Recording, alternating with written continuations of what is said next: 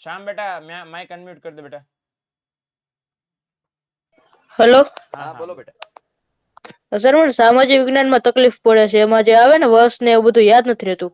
Okay. ઓહો, હવે આ તમારા સામાજિક વિજ્ઞાન જેવો વિષય છે ને અમારા અર્થશાસ્ત્ર જેવા વિષયની સાથે મેચિંગ વિષય છે. કોલાબરેશન છે. યસ, અને એના માટે મેં મારા 12માના વિદ્યાર્થીઓને ખાસ એવું કીધું છે કે ભાઈ એમાં આવે છે મોસ્ટ ઓફ આંકડાઓ.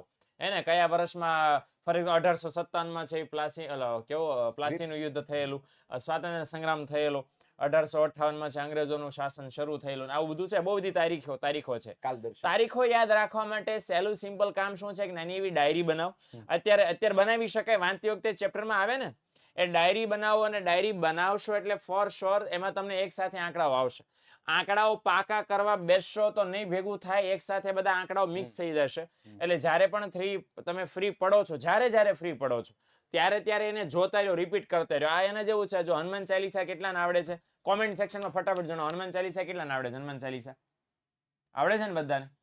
તો ઈ જ્યારે તમને આવડે છે, કેટલા જણા પાકી કરવા બેઠા કે હાલો આને હનુમાન આ મારે નિબંધ લખવાનો છે, આ મારે ચોપાયો પાકી. એટલે એ રિપીટેશનનો ફાયદો છે. દર શનિવારે એકવાર બોલો છો તોય મોઢે આવડી ગઈ છે. તો આ તારીખો કઈ યાદ રાખવી કોઈ મોટી માયા નથી. એટલે એને તમારે રિપીટેશન કરવું પડશે સવાર બપોર સાંજ. બરાબર? એ ડાયરી જોઈ લો. ડોક્ટર કેમ દવા આપે એમ તમે સમજી લો, દવા દીધી મને ડોક્ટરે. એટલે જોઈ લો, ખાલી બસ જોવાનું છે, પાકું નહીં કરતા થઈ જશે. શ્યામ ભલાણી, હલો હલો શ્યામ બેટા, અવાજ તારો આવે છે? હલો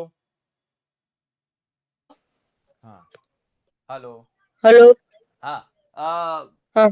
બેટા તને મતલબ જ્યારે તૈયારી કરવા બેસે છે ત્યારે આસપાસનું વાતાવરણ કેવું હોય છે?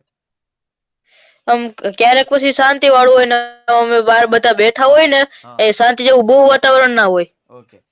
ઘરે છે મમ્મી પપ્પા છે કોઈ અત્યારે? હા, અત્યારે મારા મમ્મી છે. આપને એને કેને મારી સાથે વાત કરે.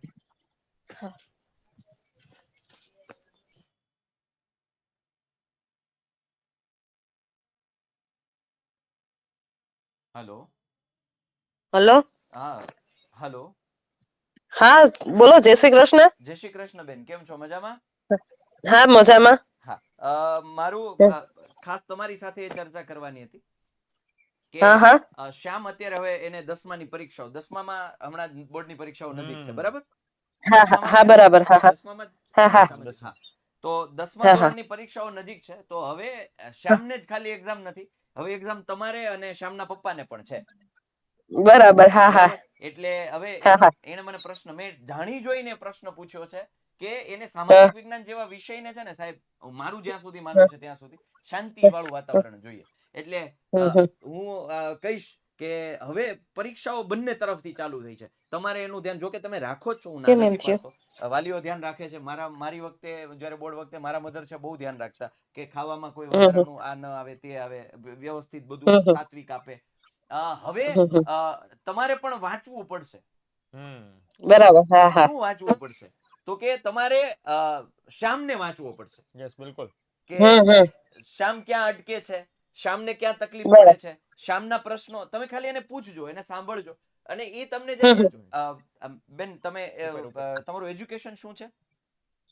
હું 10 ભણેલ છું. ઓકે બેન. તો હવે તમને આમ કેવું કે એને પ્રશ્ન પૂછશો ને એટલે એ ક્યાંક તમારી પાસે હળવો થશે, થોડું એ ઠાલવશે અંદર જે છે.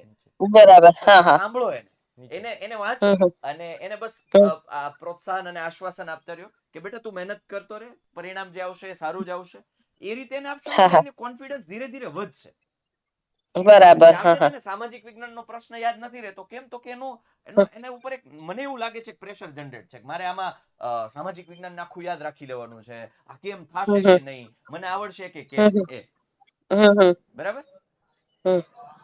તો એ રીતે છે. એટલે બેન, શ્યામ કેટલા ટકા હતા શ્યામને પેલી પરીક્ષામાં? શ્યામ દીકરા 90% હતા. અરે વાહ. અને આ 90 ના આપણે હવે જો 92+ જાય તો A1 ગ્રેડમાં સામેલ થઈ જાય. બરાબર? ઓકે. તો વિદ્યાકુલ સાથે જોડાયેલો છો? હા. ઓકે, સરસ. ચાલો. તો અત્યારે A1 બેચ અને ઓલી છે ને પેપર સોલ્યુશન બેચ, હા. ઓકે, એમાં શું અત્યારે. ઓકે. તો આજે સવારે 7:15 વાગે પેપર સોલ્વ કરવામાં હતો, પછી દાંડી મારી દીધી હતી. હા, હતો. સરસ. ચાલો. તો ખાસ તૈયારીઓ કરો.